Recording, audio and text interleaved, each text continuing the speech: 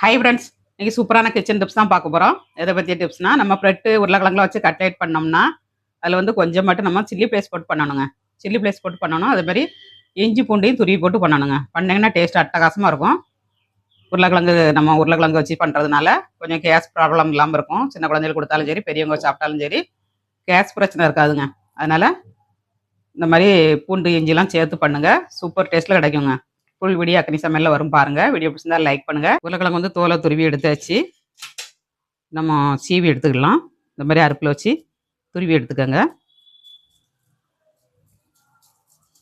நல்லா பொடி கண்ணில் வச்சு துருவி எடுத்துக்கணுங்க. பூண்டு ஒரு 4 பல் பூண்டு எடுத்துருக்கேன்.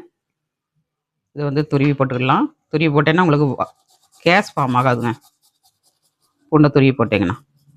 ஏன்னா உருளைக்கிழங்கு வாய்வு, அதனால் இந்த மாதிரி துருவி எடுத்துக்கோங்க.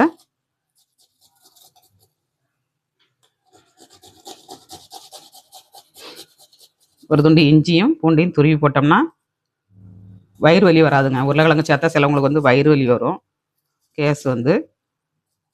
அதனால் இந்த மாதிரி துருவி போடுங்க, ஒன்றும் செய்யாது உங்களுக்கு. ஒரு இஞ்சி அளவுக்கு இஞ்சியை துருவி எடுத்துக்கோங்க. துருவி போட்டிங்கன்னா உங்களுக்கு வந்து வயிற்றுக்கு இதமாக இருக்குங்க. இந்த மாதிரி எல்லாத்தையும் போட்டுக்கோங்க. இதில் வந்து சில்லி ஃப்ளேக்ஸுங்க, ஒரு ஸ்பூன் சில்லி ஃப்ளேக்ஸ், அப்புறமா மல்லித்தழை ஒரு கைப்பிடி அளவுக்கு மல்லித்தழை போட்டுக்கோங்க.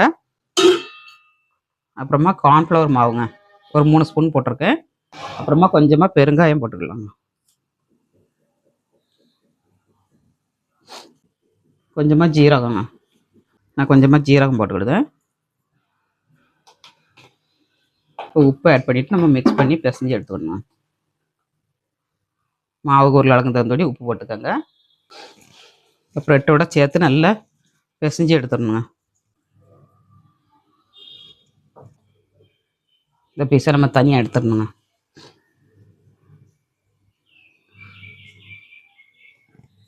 இந்த மாதிரி கட் பண்ணிடணும்.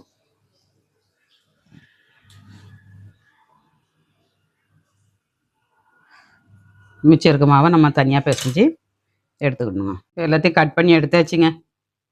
எம்மி ஸ்நாக்ஸுக்கு ரெடி ஆயிடுச்சுங்க. அடுப்பை ஆன் பண்ணிடலாம்.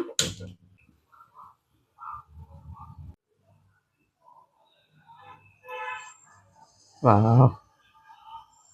சூப்பராக இருக்குங்க. நாளைக்கு இன்னொரு டிப்ஸோடு பார்க்கலாம். பாய்.